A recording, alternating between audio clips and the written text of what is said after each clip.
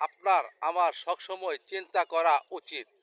সেই কথাটা আজ আমি বলবো, সেই কথাটা কি? আপনি যদি আপনার ভবিষ্যৎ আপনি নির্মাণ করতে চান, তাহলে সেই আপনার ভবিষ্যৎটা আপনারই নির্মাণ করতে হবে। আপনার ভবিষ্যৎ কেউ আপনাকে নির্মাণ করে দিবে না।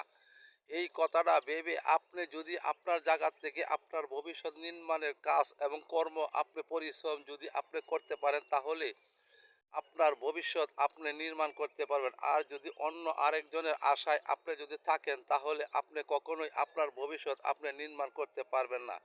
এজন্যই আপনি আলসি না করে আপনার ভবিষ্যৎ নির্মাণ করার জন্য আপনিই যথেষ্ট। সেটাই হবে আপনার একমাত্র চেষ্টা, একমাত্র লক্ষ্য। আপনি যদি সেই চেষ্টা এবং সেই লক্ষ্য করে আপনি কাজ করতে পারেন, তাহলে আপনার ভবিষ্যৎ আপনি নিশ্চিত করতে পারবেন, সেটা এই দুনিয়ায়।